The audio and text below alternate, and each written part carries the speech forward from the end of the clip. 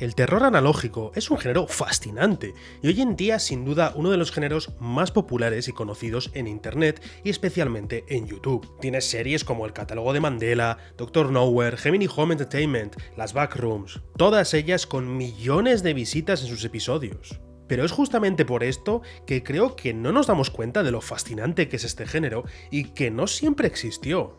Sin embargo, para verdaderamente entender este género, tenemos que empezar desde el principio, con la pregunta más básica: ¿qué es el terror analógico? Pues aunque no lo parezca, es una pregunta más complicada de lo que uno se podría imaginar, ya que su definición ha cambiado muchísimo a lo largo de los años. En sus orígenes se podía delimitar mucho más, y es que la primera pista de todo es la segunda palabra de ese término, analógico, que se refiere a la estética de este tipo de terror, como si hubiera sido grabado con tecnología analógica, es decir, la que se vio desde los años 80 hasta principios de los 2000, que incluye cosas como los cassettes y los VHS. Es por eso también que la mayoría de los terrores analógicos se ambientan durante ese periodo de escasos 20 años. Pero eso solo nos lleva a otra pregunta, una que creo pocos se hacen. ¿Por qué justamente este periodo? ¿Por qué justamente esta tecnología? Pues bien, uno de los aspectos seguramente sea la simple nostalgia, ya que gran parte del demográfico que produce y consume terror analógico nació a finales de los 90 y principios de los 2000. Por eso, lo más seguro es que estén familiarizados con los VHS y otras tecnologías analógicas. Vamos, que o las hayan utilizado cuando eran pequeños o al menos que hayan visto su caída y el comienzo de su desuso. Sea como fuere, para toda esta generación, esta tecnología se relaciona con su infancia, con algo que vieron cuando eran pequeños, pero ya no existe. Y, como veremos, también es importante la forma en la que se presenta este género. Pero hay otra razón por la que esta tecnología es la que fue elegida como primordial, y es porque es la que utilizaba el origen de todo el terror analógico, un género más antiguo llamado el found footage. Found footage se traduce al español como metraje encontrado, y como su nombre indica, es una forma de presentar la historia en la que se dice que lo que vemos fue una grabación encontrada a posteriori de los eventos. Es decir, fue grabado por alguien, algo pasó, se perdió y después se encontró y nosotros lo estamos viendo. Como primer uso de este formato, se nombra normalmente a la película de 1980 llamada Holocausto Caníbal. Sí, no me estoy inventando el nombre, italiana tenía que ser la película, pero el movimiento de found footage no se hizo realmente popular hasta otra película 2 décadas más tarde.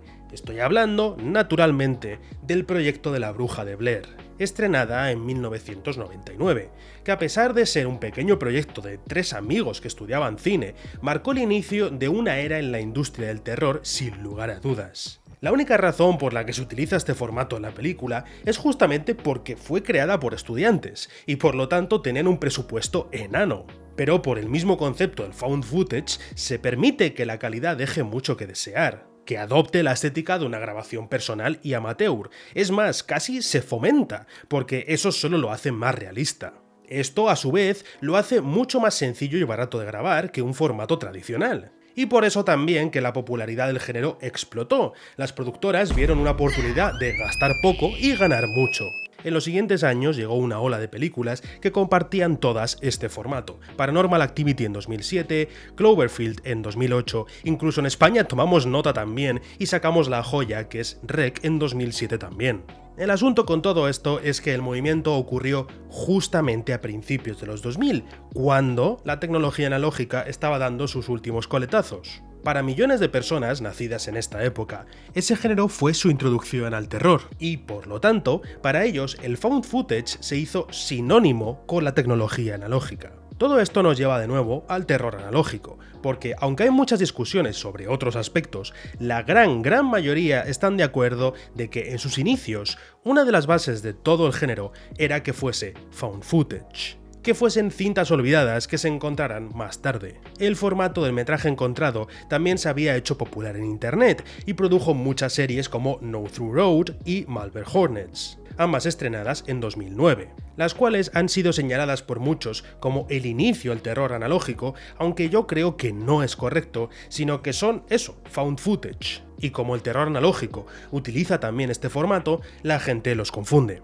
Mientras, también había creepypastas como The Wyoming Incident de 2006, una supuesta grabación perdida de una intrusión en una cadena de televisión que hacía que los que la vieran se volvieran locos. Y otros, como Candle Cove de 2009, que toma inspiración de todo lo dicho hasta ahora, contando cómo en un foro cientos de personas decían recordar un programa de televisión infantil que se emitía en una cadena local de Virginia Occidental, pero que al final resultó ser una estática que ocurría durante media hora y que de alguna forma solo los niños podían ver como si fuera un programa real en lugar de lo que verdaderamente era. Este creepypasta se hizo extremadamente importante para el género, y es que su creador es Chris Straub. Posiblemente no lo conozcáis, pero solo tenéis que saber que es quien acabó siendo el fundador de todo el terror analógico con su serie de Local 58 TV. Junta todo lo que hemos hablado, el found footage, los creepypastas y la temática de Candle Cove y acabas con Local 58. Fue estrenada por primera vez en 2015 en la página web de Straub y toma el formato de una cadena de televisión local de Virginia Occidental, la cual sufre de intrusiones muy inquietantes de un origen desconocido. Por lo que el mismo autor dice, esta serie no tiene realmente una única narrativa lineal, aunque hay muchas cosas que apuntan a la luna y el cielo. Con el tiempo vemos que en la luna hay una entidad extraña, o que la luna es un ser viviente y que es la que está causando todas las intrusiones de la cadena. Pero también hay monstruos extraños y más pequeños en otros episodios, así que no se sabe si realmente está relacionado todo, o si tienen todos estos monstruos el mismo origen. Todo esto es porque, según Straub explicó, realmente eso es lo que quería hacer, dejar muy poco explicado y utilizar esa inseguridad y confusión respecto a lo que está pasando a su favor, para crear más terror. Sin embargo, esto mismo es casi lo que también dio una de las bases de todo el género, y es que Straub en un primer momento se propuso exponer lo que quería de manera críptica y por lo tanto sencilla. Se negó a utilizar nada de doblajes ni voces, sino que todo lo presentado es visual. Como Rowan Long explica en su artículo, el terror analógico no sigue un formato de guión tradicional debido a sus métodos narrativos intrínsecamente visuales. Esto, de lo cual hablo también en mi vídeo del terror de lo no dicho, link en la descripción por cierto, es algo que marcó el género en un principio. Sus historias nunca son descritas ni contadas de manera detallada explícitamente, sino que se dan pistas para que las juntemos nosotros. Se muestra en lugar de contar. Esta forma de exponer, al menos en mi opinión, creo que viene de los ARG. Los juegos de realidad alternativa, que es eso, un juego normalmente multiplataforma, es decir, que hace uso de diferentes plataformas o canales a la vez, y que cuenta con la participación activa del espectador para avanzar. Pensad en Petscop, Ben Drowned, I Am God o lo que coño sea este vídeo. Todas necesitan de una participación del espectador para entender qué está pasando o para que avancen en general. Los ARG han sido siempre populares en internet y sobre todo lo fueron antes de que el terror analógico comenzara como movimiento, con series como la ya antes mencionada Marble Hornets tomando esa idea de la participación del espectador y trasladándola a su forma de contar la historia. Lo que vemos son muchas partes de un puzzle que debemos completar en nuestra cabeza. Esto, como explico en mi vídeo, ayuda también a la hora de crear terror porque deja mucho la imaginación. Deja que rellenemos los agujeros nosotros mismos, y lo desconocido es siempre nuestro peor enemigo, porque nuestro cerebro nos puede crear una imagen mental personalizada que sea siempre peor que cualquier cosa que nos puedan enseñar, porque así estamos diseñados por naturaleza. Como menciono en mi vídeo, no tememos a la oscuridad por sí misma, sino que tememos a la oscuridad por lo que pueda esconderse en ella. Lo que nos da miedo es lo desconocido que brinda. Es uno de nuestros instintos más básicos y por eso cuando te dejan tantos espacios abiertos en una narrativa oscura, la rellenaremos siempre de la peor forma. Lo que digo, ayuda y aporta al terror de lo que nos cuentan. Para muchos, la fecha de creación de todo el género le vendrá como una sorpresa, y es que es bastante más antiguo de lo que muchos se podrían imaginar. Pero hay que tener en consideración que no fue hasta 2017 que Local 58 fue trasladada a YouTube y con eso empezó todo. El terror analógico no fue un fenómeno instantáneo, sino que tardó mucho en conseguir tracción. Durante estos primeros años, además de Local 58, prácticamente no existieron series de terror analógico. De verdad que he intentado buscarlas por todas partes, pero durante 3 o 4 años prácticamente no hubo nada, aparte de Local 58. A lo mejor algunos pueden argumentar que Petscop, estrenado en 2017, puede ser de terror analógico, pero sinceramente no pienso que lo sea, sino en todo caso una renovación de creepypastas pasados de juegos malditos, como fue Sonic.exe. La única serie que he podido encontrar que pudiera considerarse terror analógico es una llamada CHSS, creada el 16 de enero de 2016. Y de la cual estoy seguro la gran mayoría de vosotros no sabréis nada, ya que fue en realidad muy poco conocida. En este caso, la serie no se centra en una cadena, sino en una compañía farmacéutica. A lo largo de muchos episodios, todos con el formato de VHS, vemos anuncios, cintas corporativas y de instrucciones, cosas que se harían clichés en el futuro del género. Y a través de la trama descubrimos que CHSS no solo producía farmacéuticos, sino que hay mucho más de lo que podemos ver a simple vista. Hay intrusiones de una criatura con cuernos, muchas menciones a la psicología y a las alucinaciones. Incluso, a veces, el idioma de los vídeos cambia a ruso porque sí.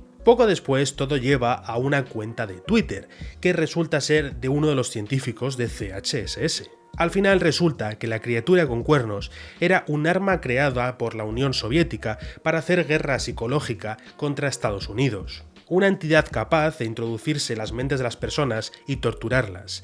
CHSS no eran los malos, sino los buenos. Era una compañía creada por el gobierno estadounidense para intentar parar a esa entidad tan amenazante y extraña. Y a ver, sinceramente no estoy totalmente convencido de darle el título de terror analógico a esta serie. Sí, tiene muchos elementos del terror analógico, y sí, patenta otras cosas que no se habían visto antes, como estos vídeos de instrucciones que hoy en día se ven por todas partes. Pero para mí esta serie es una RPG con estética analógica, no un terror analógico propiamente dicho. Se puede ver sobre todo en cosas como lo multimedia y multicanal que es. Cuenta su historia con los vídeos, una cuenta de Twitter, imágenes de Mediafire. Eso es completamente de una RPG, no de un terror analógico como hoy lo conocemos. Es extraño porque si esta serie se produjera hoy en día, todo el mundo la llamaría terror analógico, al igual que por ejemplo Petscop. Pero me pasa lo mismo con ambas. Por su forma y sobre todo su contexto, creo que las tengo que poner el título de ARG, aunque sí creo que muestran perfectamente esa creciente popularidad en internet de la nostalgia, y más específicamente de la nostalgia por la tecnología analógica. De todas formas, de verdad que no puedo expresar lo importantes y destacables que fueron estas dos series, pero sobre todo Local 58, durante esta época. No os estoy mintiendo que tanto yo como mi servidor de Discord, y sí tengo uno, link en la descripción, no pudimos encontrar nada que se produjera durante estos años aparte de estas dos series. Fue un vacío completo, la absoluta nada. Simplemente durante estos años el género no existía. Incluso durante la segunda mitad de este periodo, a partir de 2017, ya existía también el término de terror analógico, el cual fue creado por, otra vez, Local 58, que cuando se trasladó a YouTube produjo un tráiler de la serie donde se describía a sí misma como terror analógico. Pero durante todos estos años, ese concepto no significaba nada todavía. Creo que eso solo resalta lo verdaderamente pioneras que fueron estas dos series, creando un movimiento nuevo varios años más adelante sin siquiera saberlo. Este silencio se conservó hasta 2018, más específicamente el 8 de agosto de 2018. ¿Por qué esa fecha? Bien, es porque fue la primera vez que un canal grande habló de Local 58, catapultando su popularidad. Ese canal fue Nexpo. Al principio me extrañó que pudiera rastrear el origen del boom del terror analógico a un canal tercero. Mi cerebro me decía que lo normal es que fuera una serie que se hiciera popular, no un vídeo sobre dicha serie. Pero por el formato que tiene el género, por lo que ya he mencionado de las pistas crípticas y demás, desde siempre se ha visto una peculiaridad en el movimiento de que los vídeos hablando de estas series suelen ser igual o incluso más populares que las series como tal. Pero lo que realmente me sorprendió es que, al parecer, fue así desde el principio. Este vídeo de una escasa media hora sobre el Local 58 rápidamente recibió millones de visitas, lo cual no solo llevó a muchas personas al mismo canal de la serie, sino que también animó a muchos otros creadores a hacer vídeos sobre la serie. Ahora tenías a MatPat, XQC, Ética, todo el mundo dándole atención a este nuevo formato nunca antes visto. No es extraño pensar que esto no fue una subida suave y lenta en popularidad, sino que realmente todo fue, como suele ser en esta época, un producto del algoritmo haciendo que explote de un día para otro. Ya lo veréis, pero este es un patrón que se repite mucho en este género al principio. Las series no solían ser populares desde un primer momento, sino que pasaban mucho tiempo en silencio total solo para explotar un día de repente. Incluso con la fama que ganó el vídeo de Expo, no fue hasta pasado casi un año que vimos a alguien hacer una serie nueva del estilo. Esta resultó ser Channel 7, publicada por primera vez el 29 de junio de 2019. ¿Veis lo que os digo? No he encontrado nada entre esta serie y las anteriores. Hubo un periodo de 3 años si consideras a CHSS y de 4 si consideras a Local 58, sin absolutamente nada. Channel 7 fue creada por Aidan Chick y tomó inspiración directa de Local 58, tanto que muchos dijeron que era una copia barata de la serie. Yo no sé si llegaría a ser tan duro con la serie, pero sí que se nota mucho que en momentos copia conceptos directamente, las cosas como son. La mayor aportación al género de esta serie es que añade voces y doblajes. Como explicado, Straub no quiso ponerlas en Local 58, pero se ha visto después que la mayoría de creadores pensaron que esa regla era demasiado estricta y sí que las añaden a sus series. Tristemente, Aidan abandonó todos sus proyectos y borró a Channel 7 tras un incidente años después, pero afortunadamente hay copias resubidas de los episodios originales. Sinceramente, no creo que la serie hiciera mucho, ni llegó a ser tan popular como muchas otras, pero sí que consolidó este nuevo formato que antes era tan extraño, y seguramente animó a muchos a intentar recrear lo que ellos habían visto y les había gustado, tal y como Aidan hizo con esta serie. Mientras, solo un mes después, el 25 de julio de 2019, se estrenó otra serie que llegó a ser una de las más populares sin lugar a dudas. Esta fue la de Five Nights at Freddy's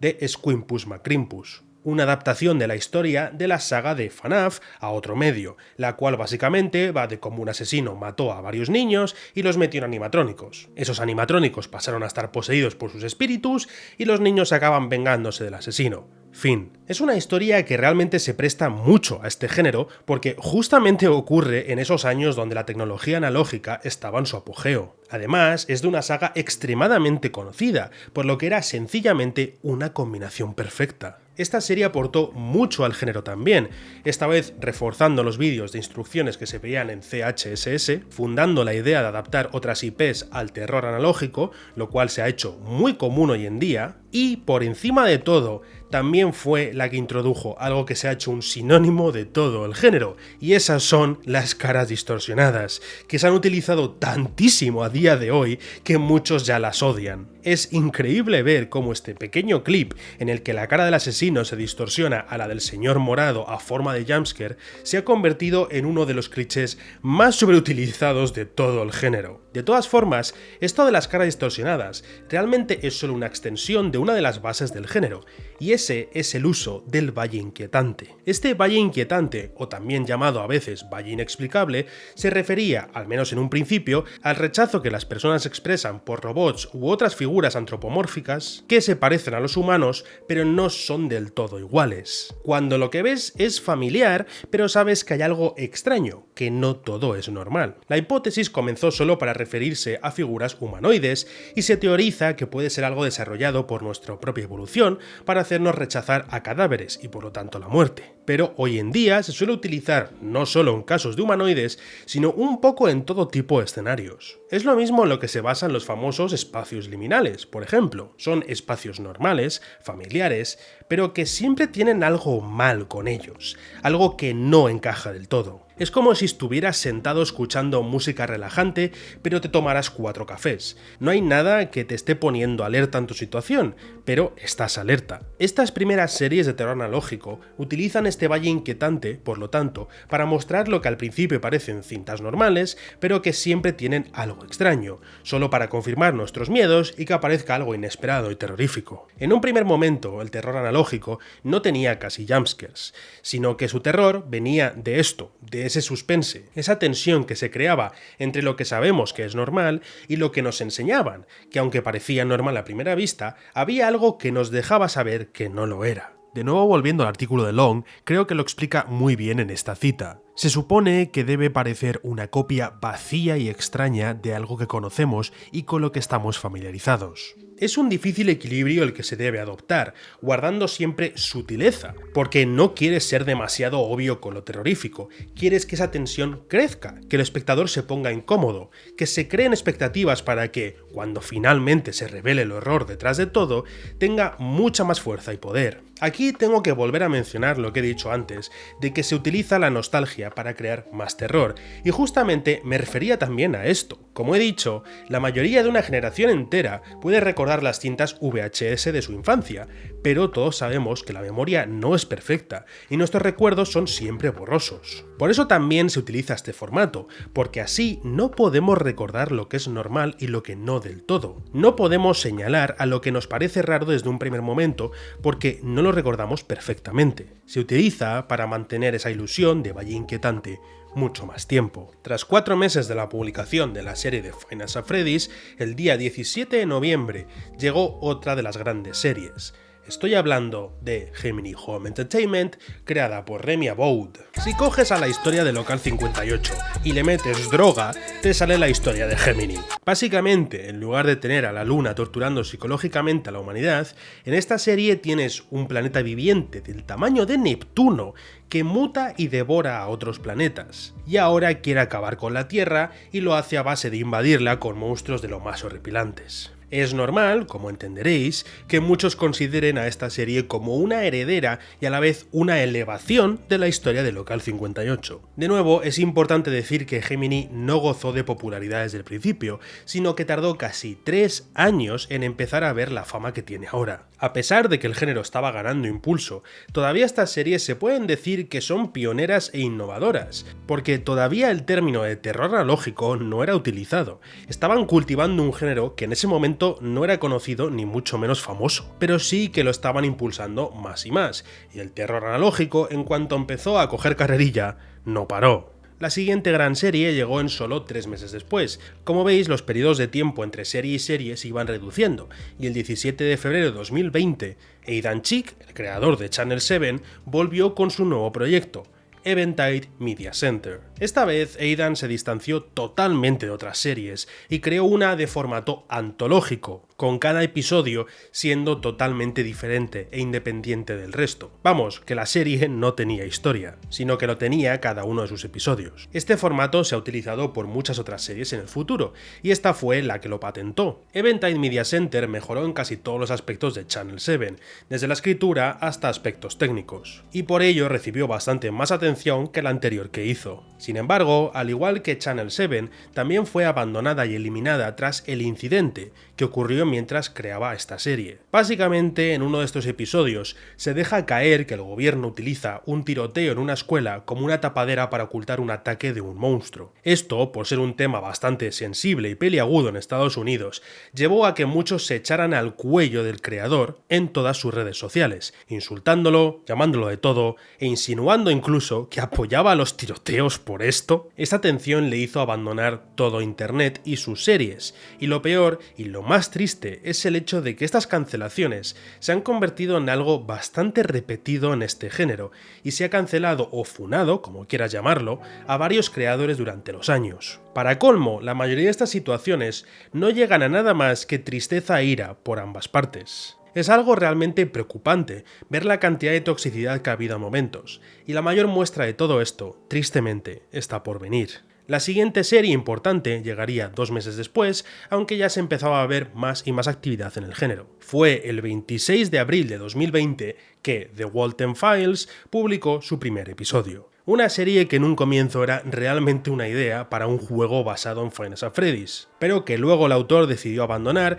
y en lugar de eso hacer esta serie. Como es de esperar, por lo tanto, su historia está muy influenciada por la de FNAF, con animatrónicos poseídos en un restaurante, pero con el tiempo desarrolló una personalidad propia, tanto en historia como en técnica. En un principio seguía mucho más el molde de terror analógico que se había visto hasta ahora, cayendo en patrones y clichés antes establecidos, pero ese no es el caso durante toda la serie, y eso se convirtió realmente en una de sus partes más interesantes. Una de las cosas que tomó de otras series anteriores y ha mantenido hasta hoy en día es claramente lo de las caras distorsionadas de la serie original de Five Nights at Freddy's, que al fin y al cabo era una influencia de lo más esperada y natural, pero en todo el resto de aspectos ha cambiado completamente. The Walden Files, por ser justamente una serie que lleva mucho tiempo en desarrollo y a la vez una que siempre cambia, se adapta e innova, muestra muy bien la evolución del género. Tras esos primeros episodios de The Walden Files, creo que es importante dibujar una línea, porque creo que justo después de ellos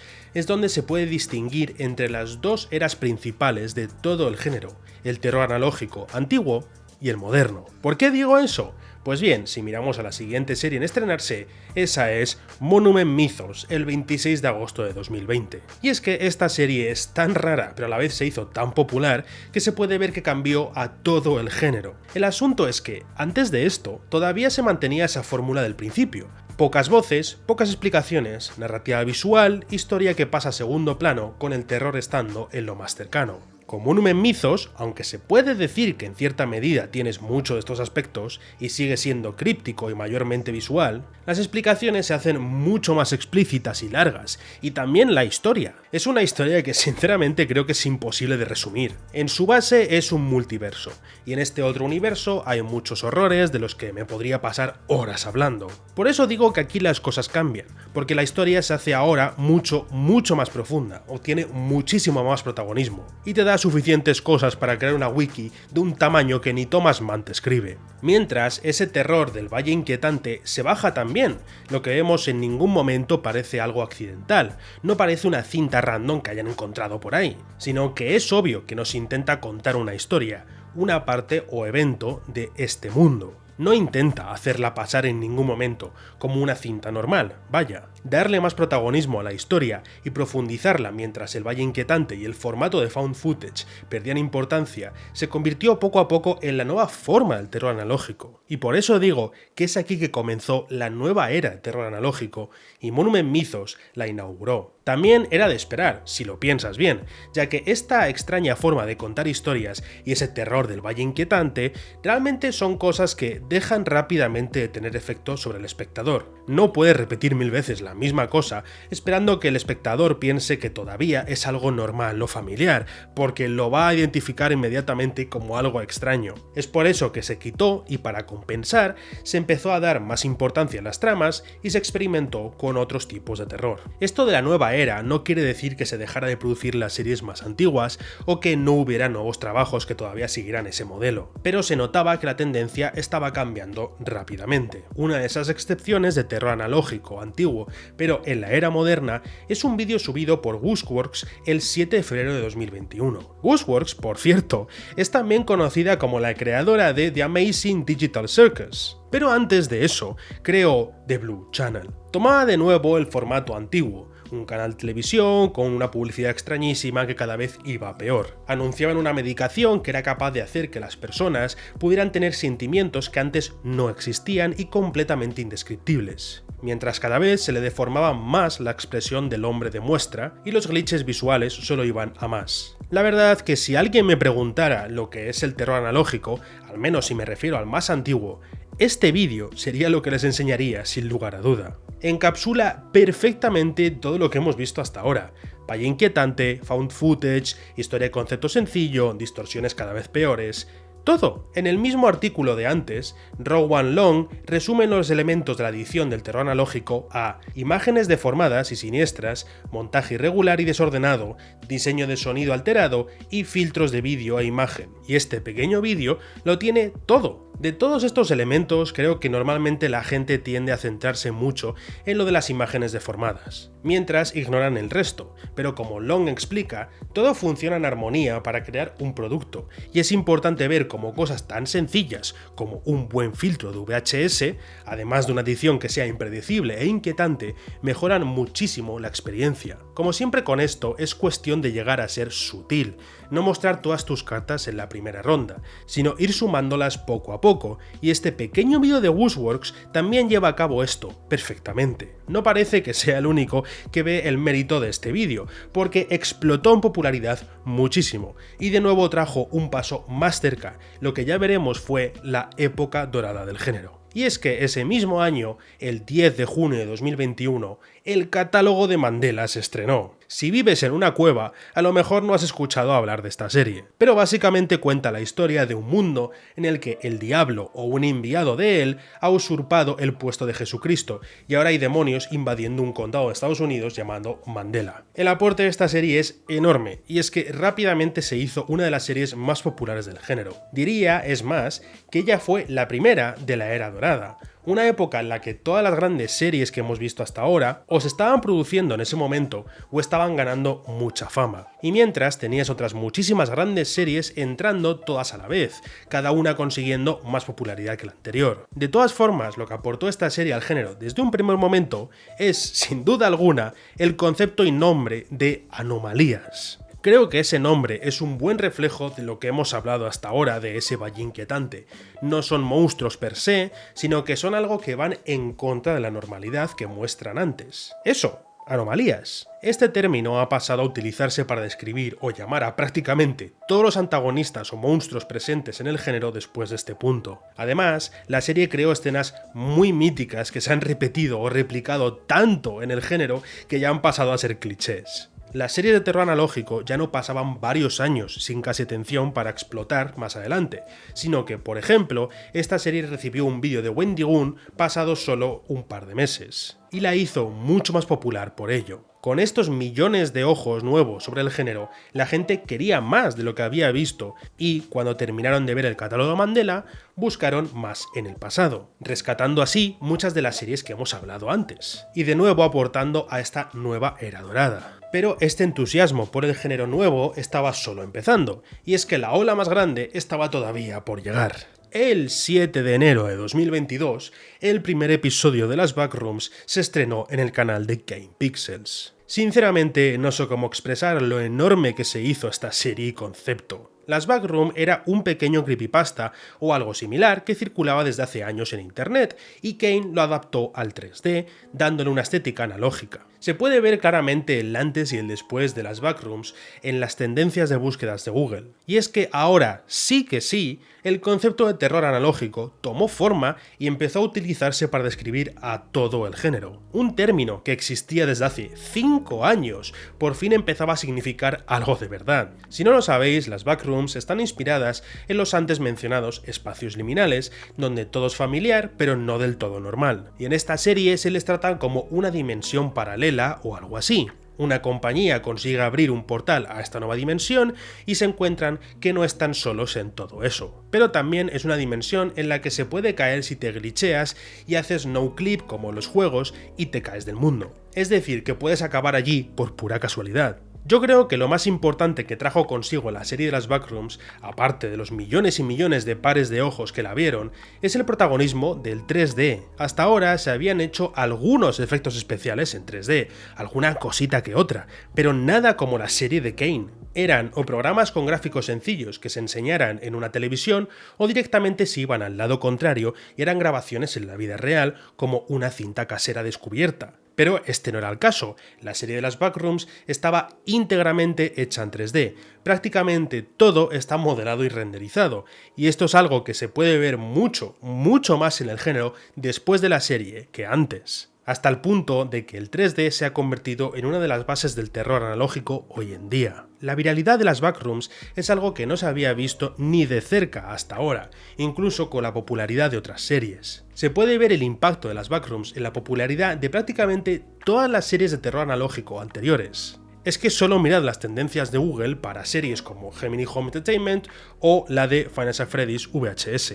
Estas series no ganaron fama por ellas solas, sino que la ganaron cuando todo el género explotó. Todo esto, naturalmente, llevó a que muchos tuvieran la motivación de crear sus propias series y exponer sus ideas al mundo, pero también hizo que mucha gente replicara lo que ya había visto. Esta repetición de lo ya visto es una de las críticas más grandes y más recurrentes del género, y algo de lo que hablaré después, pero sobre todo se empezó a ver durante este 2022. Ya que a todo el mundo se le ocurrió de repente hacer una serie de este tipo o montarse a la ola de popularidad del género. De todas formas, en este año también salieron otras grandes series que llegaron a ser muy populares. Por ejemplo, Vita Carnis, creada por Derian Killoy el 23 de abril de 2022. tomando un terror corporal y biológico, visto sobre todo antes en Gemini Home Entertainment y llevado por otra parte, básicamente. La trama cuenta como un día aparecieron en la Tierra nuevos animales que estaban hechos solo de carne, llamados Vita Carnis,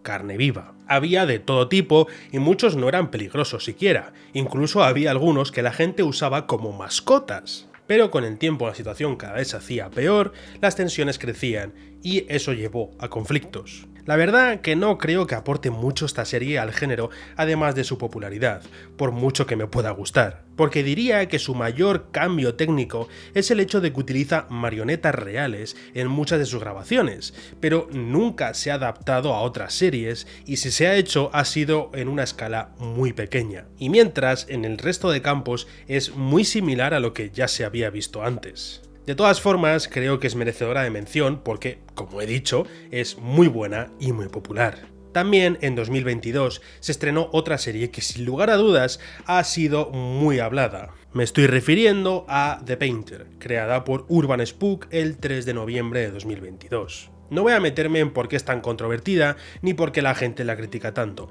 Tengo un vídeo de 50 y tantos minutos en mi canal que lo explica todo en profundidad, además de mi opinión, así que no me voy a molestar. Pero esta serie es, sin duda, muy controvertida, a pesar de también ser muy popular. El concepto es sencillo, un asesino en serie que dibuja a sus víctimas dependiendo de cómo las haya matado. ¿Por qué es entonces tan controvertida? Mayoritariamente es por su uso de gore extremo, básicamente. En esta serie hay escenas de violencia sexual, infanticidios, mutilaciones, etcétera, etcétera. De nuevo, puedes pensar lo que quieras de eso, y de nuevo tienes mi vídeo en la descripción si quieres conocer más sobre el asunto. La cosa de esta serie es que se podría debatir sobre si siquiera es parte del movimiento del terror analógico o no, ya que aunque tiene en los títulos de todos sus episodios este término, el autor explicó que no vio ni tuvo influencia de ninguna otra serie de terror analógico. Y aunque creo que sí se puede ver que no tomó influencia directa de ninguna serie en particular, la verdad que dudo un poco de que no viera al menos algún episodio del género antes. Porque él lista varias influencias en uno de sus comentarios y ninguna de ellas tiene, por ejemplo, el formato de found footage que él metió en su serie con Calzador. De todas formas, si dudo que sea parte del movimiento, ¿por qué entonces le meto? Pues por dos razones. La primera es que realmente sí que influyó a otros creadores del género,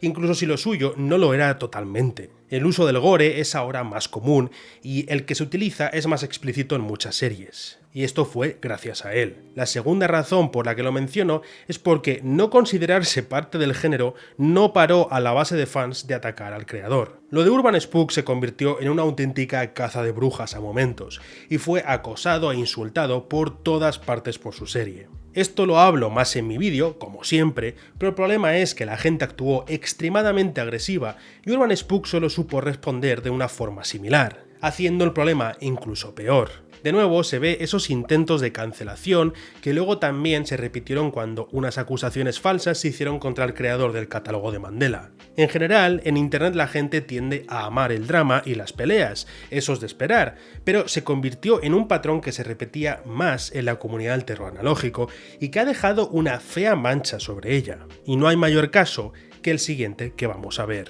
El 28 de julio de 2023, la serie de The Man in the Suit fue creada por Unknowingly, un chico de tan solo 15 años de edad en ese momento. Se hizo bastante popular, contando la historia de un universo paralelo en el que el actor que vestía el traje de Godzilla durante los rodajes de las primeras películas del Rey de los Monstruos, se fusionó con el traje, convirtiéndose en un monstruo que quería acabar con los estadounidenses porque habían matado a su familia con las bombas atómicas. Es una serie que claramente combinaba las pasiones de su creador, el terror analógico y Godzilla. Pero, de alguna forma, finalmente esto solo le llevó a recibir la toxicidad por ambos lados y de ambas comunidades. Repito que estamos hablando de un adolescente tratando de mostrar sus pasiones en una serie hecha para entretener al resto, pero los ataques contra él lo hacían parecer como si estuviera cometiendo crímenes de guerra. Esto, tristemente, llevó a que la serie quedara cancelada a principios del 2025, y peor aún, que llevara todo a un intento de suicidio del creador. No sé cómo expresarme, pero esto es simplemente inaceptable. Es normal que no os guste una serie, chicos, no hay nada de malo con ello. Esta serie tampoco fue nunca el santo de mi devoción, pero una cosa es que os disguste algo y otra cosa muy distinta es atacar y perseguir a los creadores por ello. Repito que este es un patrón que se ha visto ya varias veces en este género y comunidad. Hemos perdido y hemos estado a punto de perder a varios creadores que no lo merecían, y creo que es importante reconocerlo y abiertamente reprocharlo. Esto no está bien, no ha estado bien y nunca estará bien. Y si no nos unimos y señalamos a lo ocurrido, nunca aprenderemos de nuestros errores. Llegados a este punto del género, hemos visto muchos desarrollos y cambios en el formato. Sin embargo, no creo que ninguno llegara a ser tan grande como el que llegó a finales de 2022 con el estreno del cuarto episodio del catálogo de Mandela. Veréis, hasta ahora habréis visto que han cambiado muchas cosas, incluso cosas como los glitches visuales o la narración críptica. Cosas que servían como base del género han sido eliminadas o modificadas completamente. Pero siempre había una que quedaba, había un elemento que había estado allí desde el principio. Estoy hablando del primero que he mencionado, el found footage. Todo lo que se había visto hasta ahora, al menos en una escala, siempre intentaba justificarse en su mundo. Siempre era una cinta perdida, una cámara de seguridad, un programa de televisión olvidado, lo que sea. Pero, de repente, cuando miras a este nuevo episodio del catálogo de Mandela, esto no es nada de eso. Es una cámara parecida a la del cine, omnisciente, y que no atiende a ninguna de las reglas del metraje encontrado.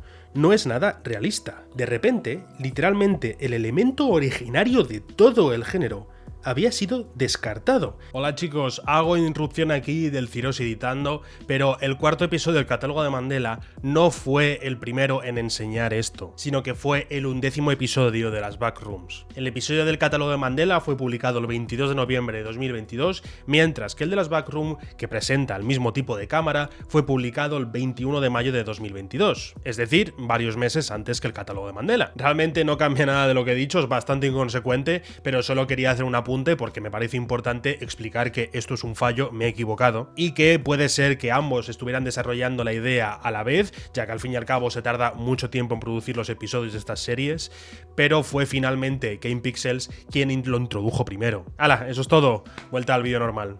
Y cada vez se ven más series que también lo rechazan o lo utilizan menos. Un ejemplo de esto es la siguiente y última serie de la que voy a hablar en detalle, Doctor Nowhere. Realmente es un canal en general, no una serie propiamente dicha, pero publicó su primer vídeo el 20 de diciembre de 2023. El asunto con esta serie, o más bien creador, es que utiliza a partes iguales el formato de found footage y no, haciéndola la primera serie que se puede decir realmente no adopta este elemento desde un primer momento. Este creador tiene mucha personalidad y originalidad, así que es complicado compararla con el resto. Y su serie se basa en diferentes criaturas, cada uno con poderes diferentes, pero igual de terroríficos. Es una serie que utiliza muchísimo un terror psicológico horroroso, pero que a la vez roza lo cómico a veces y no se toma en serio, pasando incluso a ofrecer vídeos que son bonitos y motivadores, no horripilantes. Es un creador que sinceramente es maravilloso en muchísimas cosas y sin miedo alguno a innovar y probar cosas nuevas, pero creo que a la vez ilustra perfectamente lo lejos que ha llegado este género.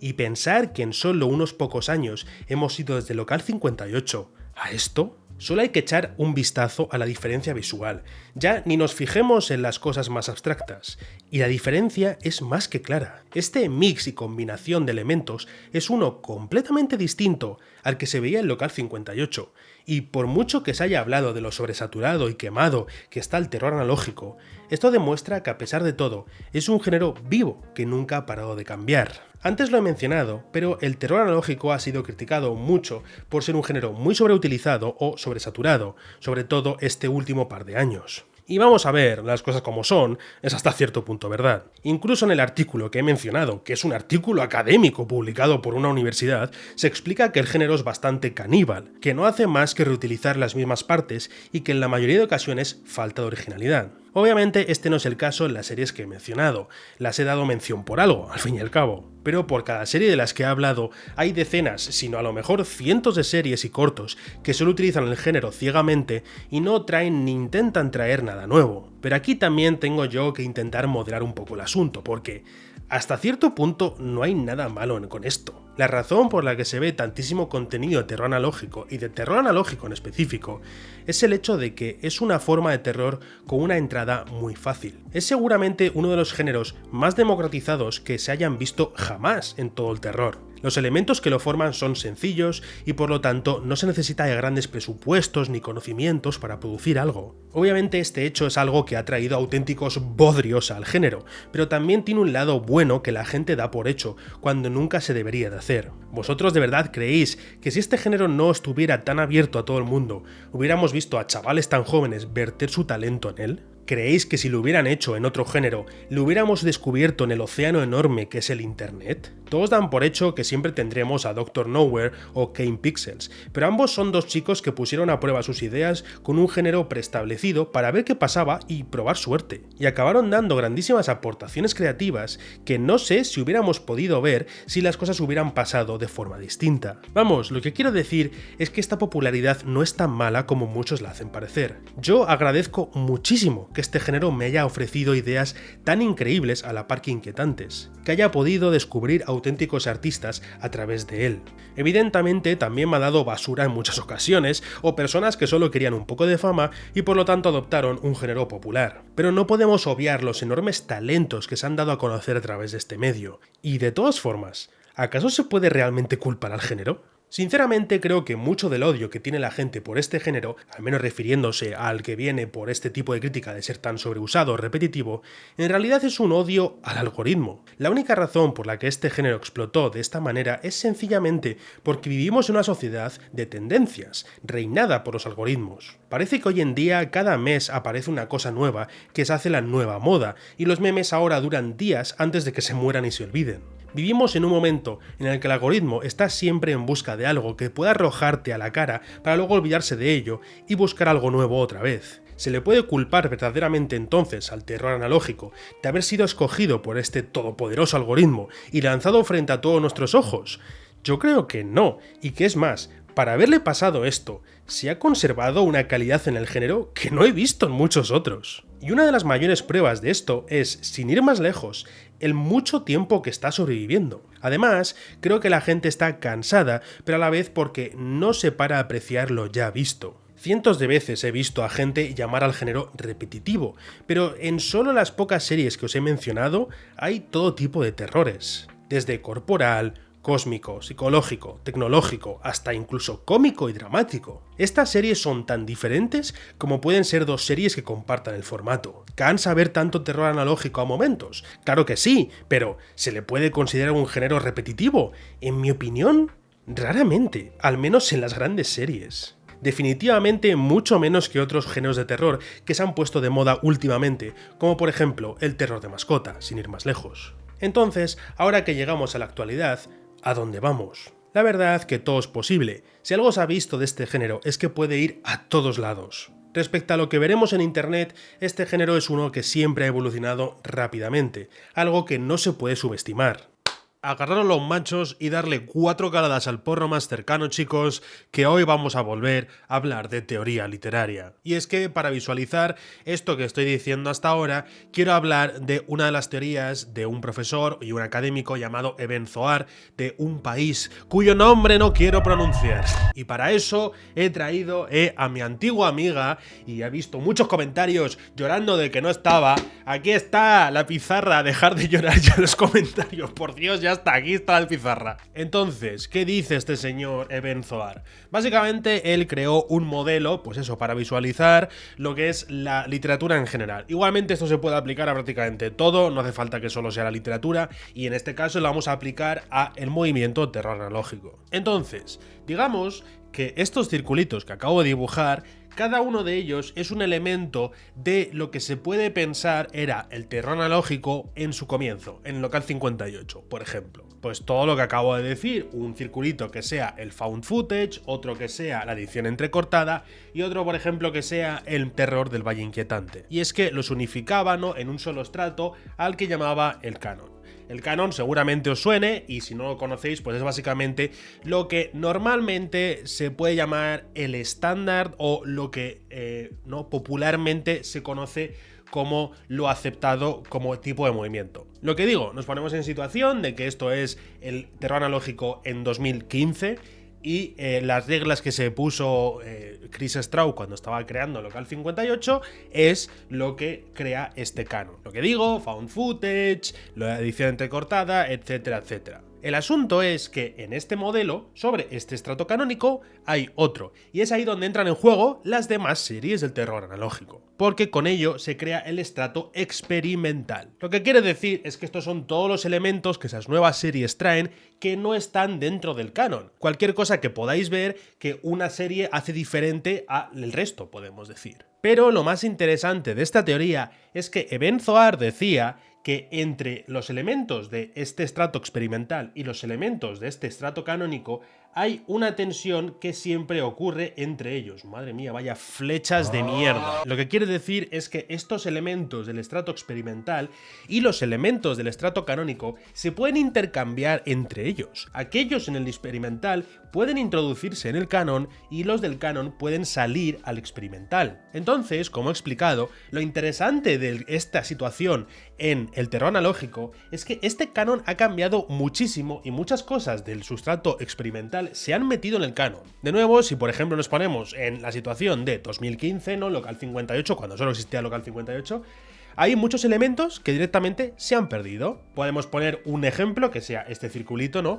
Que es una de las reglas que se puso Chris Straub, que fue la de contar solo con las cosas completamente visuales y nunca meter doblajes ni cosas por el estilo. Me hace gracia porque incluso él, más tarde, ha rechazado esa pregunta. Lo que quiere decir que hoy en día este elemento ya no es nada parte del canon, se ha ido completamente al experimental. Sí, puedes encontrar algunos momentos en los que alguna serie utilice, ¿no?, una forma de contar su narrativa completamente visual, pero ya no es lo estándar, ya no es lo que la gente espera completamente un terror analógico. Esperan doblajes, esperan de una forma más explícita una historia. Y mientras, justamente, el elemento de contar una historia con doblaje y de una forma más explícita y crear historias que sean más desarrolladas y más complejas, justamente se ha metido de un estrato experimental y se ha metido al final en el canon, porque prácticamente hoy en día todas las series de terror analógico lo utilizan, es el estándar hoy en día. Entonces,